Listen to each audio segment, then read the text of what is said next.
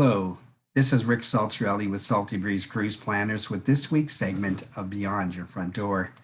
And today we are going to talk about a topic that can be a little controversial at times, but certainly it's a subject that is very subjective for many, many people. And it is inspired by a conversation I had earlier this week. I was being interviewed by a local television station, and they were asking me about the questions that clients are asking as they are making bookings today. And while there are several, the one that is fairly common is whether they need to be vaccinated or unvaccinated to go on a trip. And so while I said this is not meant to be an opinion piece, I just want to share what we know as of today, July 21st, 2021. So it is different by country. So there are countries where you can go and visit today and you do not have to be vaccinated. What comes to mind is places like Mexico and Jamaica, Greece, Croatia. You can travel to these countries quite freely and do not require a vaccination. There are countries where you definitely have to be vaccinated to go and travel, and there are many of those. But we do understand for some of the closest countries to us. So Canada, as of September 7th, will allow those who are fully vaccinated to come and visit for non-essential travel.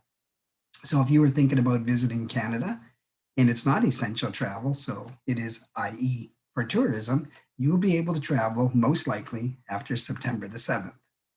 If you wanted to travel again to the other places we mentioned that you do not need to be vaccinated, you are welcome to make those trips at any time.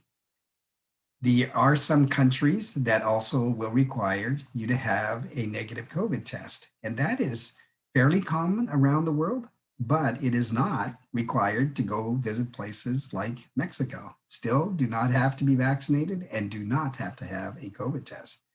But most other countries, generally speaking, you do need to have a negative COVID test taken within 72 hours of departure. But I do want to go back and start talking about vaccination requirements, because this seems to be a hot topic of discussion when it comes to cruising. And so the cruise lines, for the most part, almost all of them will allow guests to come on board even if they are not vaccinated. But they have set up a system whereby those who are fully vaccinated will really be allowed to enjoy the full cruising experience. And by fully vaccinated, that does mean that you have to have had your second dose at least 2 weeks prior to the departure of your cruise. And now we are seeing an emerging discussion where it really can't be mixed vaccinations. So if you've had a shot of one company's vaccination and then a second shot with a different company's vaccination, that may be treated with some cruise lines as still being a unvaccinated or not fully vaccinated client. Doesn't mean that you wouldn't be able to travel, but you may be categorized as an unvaccinated guest. Guests, for the most part, who are fully vaccinated will be allowed to not wear masks on board the ship, will have access to everything that is open on the ship, and will be able to do, with some of the cruise lines, their own shore excursions in the ports of call. There might be one or two that are still requiring having excursions that are organized by the cruise line itself. And some of this will be dictated by the port of destination. For those who are not vaccinated or decide or choose not to share whether they are vaccinated or not, they will probably go through a very different set of protocols for their entire cruise experience. And some of the cruise lines are just suggesting that 95% have to be vaccinated. And that is leaving some room for those who are not able to be vaccinated, like children, and also for those who are just choose not to be vaccinated, but there's a special protocol for them to be accepted for cruising. However, for those who are not vaccinated, They will have to provide a negative COVID test before they board the ship. They will be subjected to taking a COVID test on the day of embarkation, and that will be at their own cost. They will have to have a test sometime while they are on board the ship, and they will have to have one final test before they leave the ship. And any guest who is tested positive for COVID, that was an unvaccinated guest, may be subjected to quarantining on the ship if that positive test results come back while they are still cruising. And they may be required in some cases to quarantine at the port of embarkation before they fly home. And that would be regulated more by the country, if you will, or the city where they are disembarking, unless as a rule by the cruise ship itself. So as you can see, this is why it makes it so controversial, and it is a very much a fluid situation. So these rules and regulations and guidelines are changing almost every week.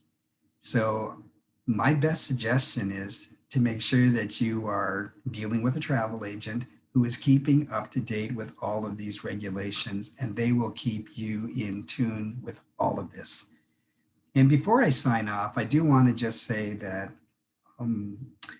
all of these regulations for cruising are bound by the conditional sail order by the CDC. And that conditional sail order is really in effect until about November the 1st this year.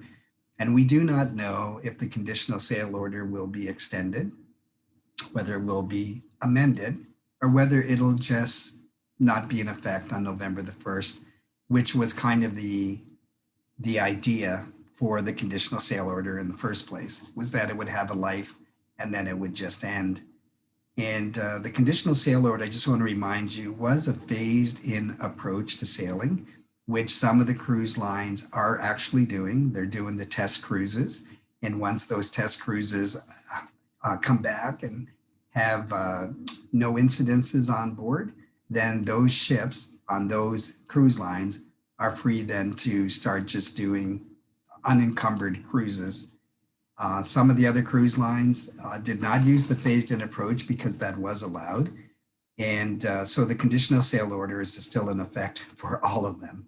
So if you are deciding that you want to cruise into 2022, for example, or after November 1st, none of this may apply unless the cruise lines choose to extend it.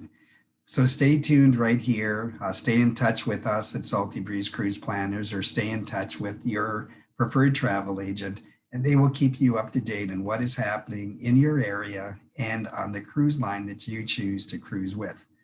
I'm Rick Saltarelli with Salty Breeze Cruise Planners, the place where we help create lifelong lasting memories. And I've been sharing my thoughts with you today on Beyond Your Front Door. Thank you, and have yourself a great week.